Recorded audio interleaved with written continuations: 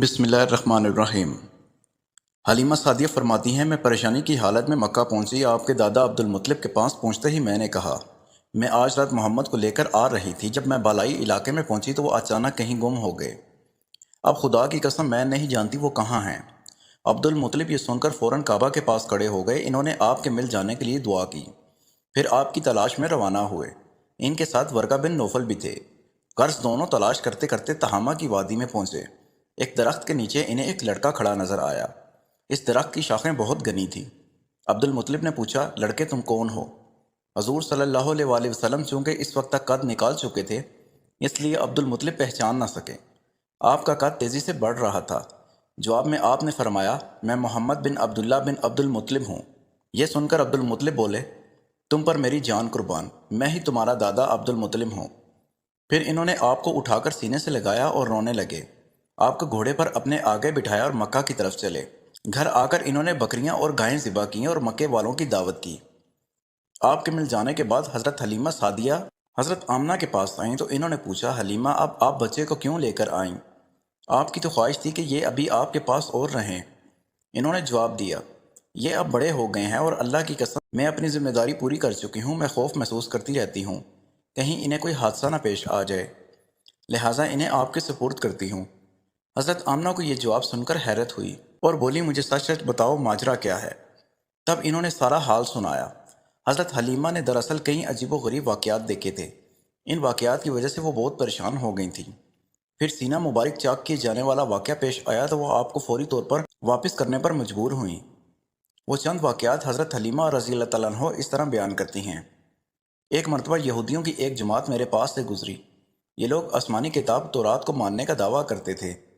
میں نے ان سے کہا، کیا آپ لوگ میرے اس بیٹے کے بارے میں کچھ بتا سکتے ہیں؟ ساتھ ہی میں نے حضور اکرم صلی اللہ علیہ وآلہ وسلم کی پیدائش کے بارے میں انہیں تفصیلات سنائیں۔ یہودی تفصیلات سن کر آپس میں کہنے لگے، اس بچے کو قتل کر دینا چاہیے۔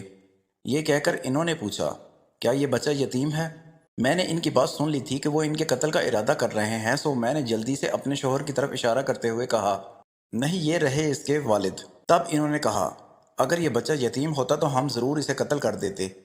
یہ بات انہوں نے اس لیے کہی کہ انہوں نے پرانی کتابوں میں پڑھ رکھا تھا کہ ایک آخری نبی آنے والے ہیں۔ ان کا دین سارے عالم میں پھیل جائے گا، ہر طرف ان کا بول بالا ہوگا۔ ان کی پیدائش اور بچپن کی یہ علامات ہوں گی کہ وہ یتیم ہوں گے۔ اب چونکہ ان سے حلیمہ سعدیہ نے یہ کہہ دیا تھا کہ یہ بچہ یتیم نہیں ہے تو انہوں نے خیال کر لیا کہ یہ وہ بچہ نہیں ہے۔ اس طرح انہوں نے بچے کو قتل کرنے کا ارادہ ترک کر دیا۔ اسی طرح ان کے ساتھ یہ واقعہ پیش آیا۔ ایک مرتبہ وہ آپ کو عکاظ کے میلے میں لے آئیں۔ جاہلیت کے دور میں یہاں بہت مشہور میلہ لگتا تھا۔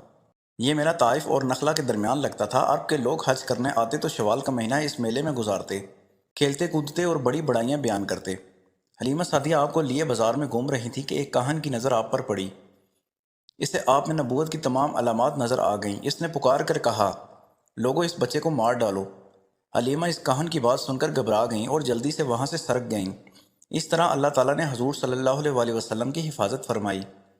میلے میں موجود لوگوں نے کاہن کی آواز سن کر ادھر ادھر دیکھا کہ کس بچے کو قتل کرنے کے لیے کہا گیا ہے، مگر انہیں وہاں کوئی بچہ نظر نہیں آیا۔ اب لوگوں نے کاہن سے پوچھا، کیا بات ہے، آپ کس بچے کو مار ڈالنے کے لیے کہہ رہے تھے؟ اس نے ان لوگوں کو بتایا، میں نے ابھی ایک لڑکے کو دیکھا ہے، معبودوں کی قسم وہ تمہارے دین کے ماننے والوں کو قتل کرے گا، تمہارے بتوں کو توڑے گا اور وہ تم سب پر غالب آئے گا۔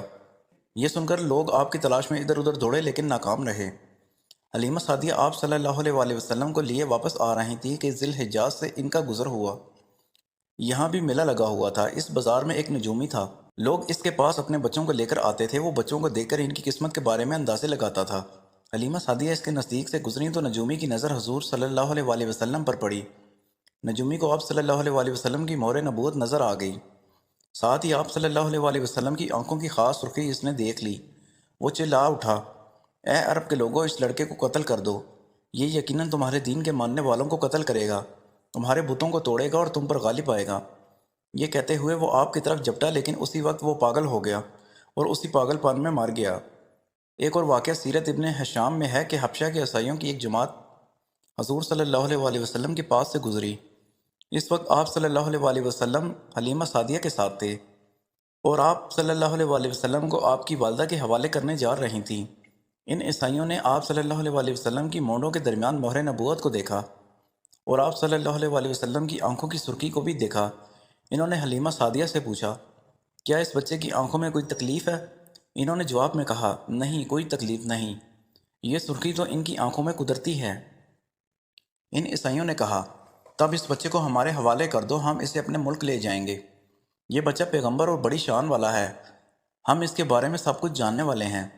حلیمہ سعدی یہ سنتے ہی وہاں سے جلدی سے دور چلی گئیں، یہاں تک کہ آپ صلی اللہ علیہ وسلم کو آپ صلی اللہ علیہ وسلم کی والدہ کے پاس پہنچا دیا۔ ان واقعات میں جو سب سے اہم واقعہ ہے وہ سینہ مبارک چاک کرنے والا تھا۔ روایت میں یہ بات ثابت ہے کہ حضور صلی اللہ علیہ وسلم کے سینہ مبارک پر سلائی کے نشانات موجود تھے، جیسا کہ آج کل ڈاکٹر حضرات آپریشن کے بعد ٹانکے لگاتے ہیں۔ ٹانکے کھول دیے جانے کے بعد بھی سلائی کے نشانات موجود رہتے ہیں۔ اس واقعے کے بعد حلیمہ سعدیہ اور ان کے خاوند نے فیصلہ کر لیا کہ اب بچے کو اپنے پاس نہیں رکھنا چاہیے۔ جب حلیمہ سعدیہ نے آپ صلی اللہ علیہ وسلم کو حضرت آمنہ کے حوالے کیا، اس وقت آپ صلی اللہ علیہ وسلم کی عمر 4 سال تھی۔ ایک روایت سے یہ بات ملتی ہے کہ اس وقت عمر شریف 5 سال تھی۔ ایک تیسری روایت کے مطابق عمر مبارک 6 سال تھی۔ حضرت حلیمہ سعدیہ نے آپ صلی اللہ علیہ وسلم کو حضرت آمنہ کے حوالے کیا تو ان کے کچھ دنوں بعد حضرت آمنہ انتقال کر گئیں۔ والدہ کا سایہ بھی سر سے اٹھ گیا۔ حضرت آمنہ کی وفات مکہ اور مدینہ کے درمیان ابوا کے مقام پر ہوئی۔ آپ کو یہیں دفن کیا گیا۔ ہوا یہ کہ آپ صلی اللہ علیہ وسلم کی والدہ آپ صلی اللہ علیہ وسلم کو لے کر اپنے میکے مدینہ منورہ گئیں۔